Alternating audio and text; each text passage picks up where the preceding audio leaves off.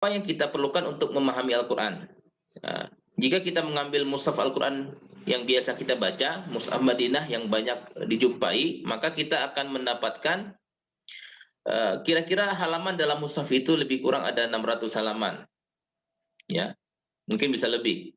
Kemudian kalau kita cek, ternyata baris per halaman itu ada sekitar 15 baris. Kata per baris, jumlah kata per baris Al-Quran itu lebih kurang, bisa lebih, itu sekitar 9.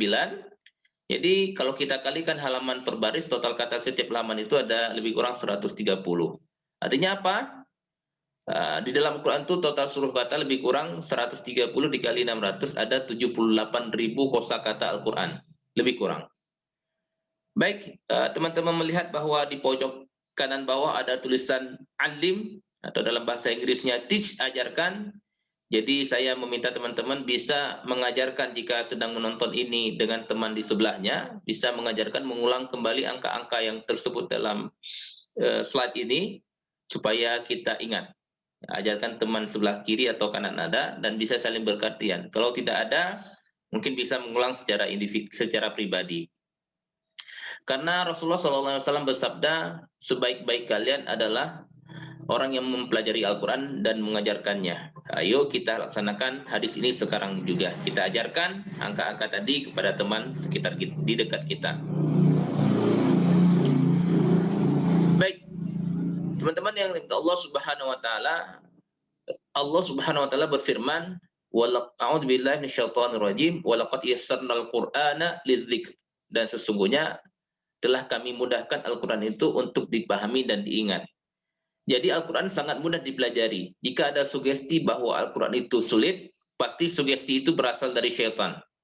Bahkan dalam hati kita, katakan tidak setuju dengan anggapan itu. Dan jangan pernah sekalipun mengucapkannya. Kita tidak mau bertentangan dengan apa yang telah Allah firmankan dalam Al-Quran. Jika ada, semoga Allah Subhanahu wa taala memaafkan kita.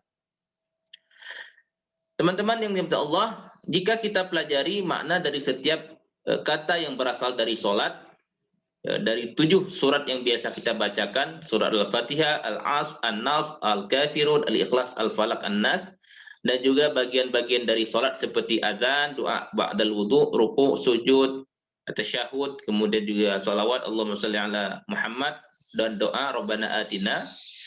Sekaligus kita nanti pelajari juga tata bahasa atau kaidah bahasa yang sangat sederhana menggunakan teknik TPI atau Total Physical Interaction. Maka kita akan belajar lebih kurang 232 kata yang terdapat hampir 41.000 kali atau 50% dari kosakata Al-Quran. Jadi setengah dari kata-kata dalam setiap baris Al-Quran itu berasal dari sholat. Apa kira-kira keundangan kursus yang akan kita laksanakan? Insya Allah kursus kita tidak kita mulai dengan pelajaran dasar seperti hadza baitun kabir, ini adalah rumah yang besar. Karena kenapa teman-teman? Biasanya kita kapan mengucapkan kalimat hadza baitun kabir, ini adalah rumah besar? Barangkali ketika kita mempunyai tetangga orang Arab dan ada anaknya balita datang kepada kita sambil menangis, dan kita angkat dia ke pangkuan untuk menghibur si anak balita yang nangis ini, kita berucap cuk cuk cuk cuk dan menunjuk sebuah rumah yang besar. Hadza baitun kabir, ini rumah yang besar. Hal seperti ini boleh jadi tidak pernah ada. Jadi cara yang paling optimal adalah pelajaran kita mulai dari Al-Fatihah. Kita berbicara dengan Allah Subhanahu wa taala 25 kali dalam sehari. Praktekkan bahasa Arab dengan Allah Subhanahu wa taala. Sungguh ini permulaan yang menakjubkan dan tepat pada sasaran. Kita menghabiskan waktu hampir 1 jam buat sholat 5 waktu. Kita bicara dengan Allah Subhanahu wa taala dalam bahasa Arab. Kenapa tidak kita mulai dari sini? Ini adalah pendekatan yang paling masuk akal. Baik, teman-teman, mari kita mulai kursus sekarang. Ini bagian pertama, bagian A. Ada 20 materi bagian A, akan kita bagi dalam 12 kali pertemuan. Nah, penjelasan berkaitan dengan materi bagian A itu adalah ada teks nanti, ya seperti yang di bawah ini. Di baris pertama itu berupa teks Arab, kemudian baris kedua itu ada terjemahan kata per kata. Nanti insya Allah Di slide selanjutnya diikuti juga dengan penjelasan kata per kata di baris ketiga. Nanti kita akan latihan untuk mengucapkan teks. Kita nanti akan latihan untuk menguasai kata per kata, terjemahan kata per kata dari bacaan yang kita pelajari, insya Allah. Baik, kita harus membaca A'udzubillahi minasyaitonirrajim sebelum membaca surat Al-Fatihah atau Al-Quran. Mari kita pelajari ini terlebih dahulu. A'udzubillahi minasyaitonirrajim. Artinya lebih kurang, aku berlindung pada Allah dari syaitan yang terkutuk. Nah, kata a'udzu itu mempunyai arti aku berlindung atau aku mencari perlindungan. A'udzu, aku berlindung, aku mencari perlindungan. Nah, kita pernah mendengar utamakan keselamatan ketika naik pesawat juga pakai sabuk pengaman, mendapatkan perlindungan karena kenapa? Keselamatan itu yang paling utama. Keamanan kita itu adalah yang paling utama. Maka utamakan keselamatan.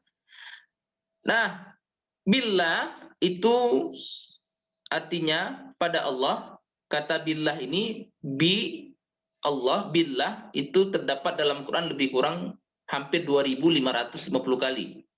Kata billah ini ada dalam kolom sebelah kiri, itu ada angka 2550, itu artinya kata billah ini terdapat dalam Al-Quran itu lebih kurang ada 2550 kali.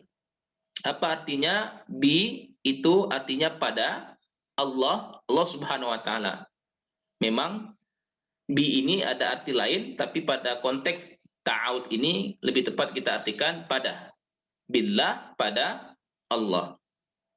Min ada dalam Quran sebanyak 2471 kali, artinya apa?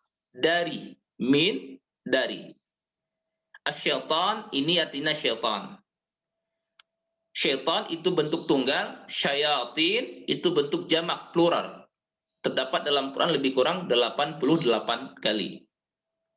Ar-Rajim, ini ada 6 kali tersebut dalam Quran, itu artinya yang terkutuk.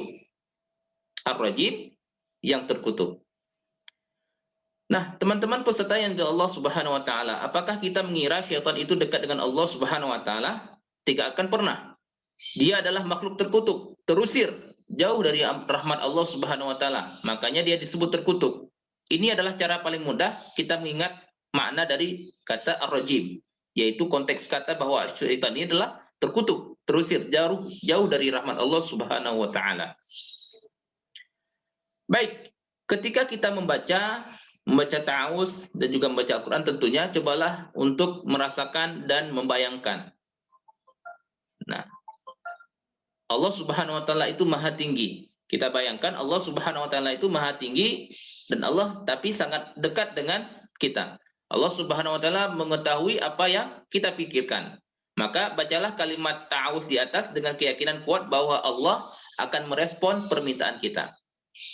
Kita tidak bisa melihat syaitan, tidak pula bisa memukulnya atau membunuhnya atau meyakinkannya untuk menjadi baik.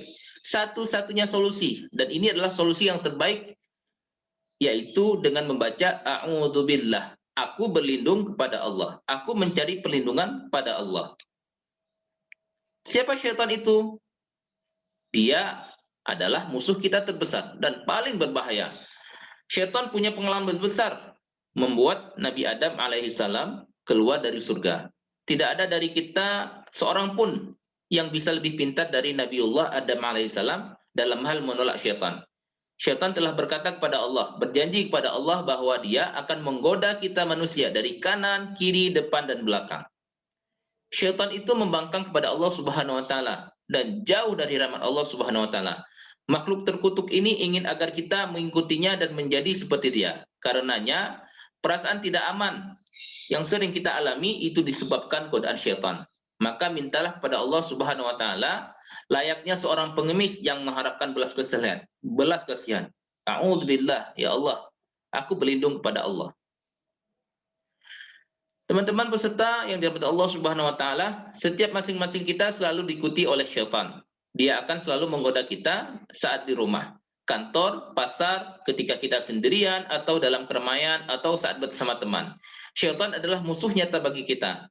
Kita harus selalu menyatakan perang melawan syaitan.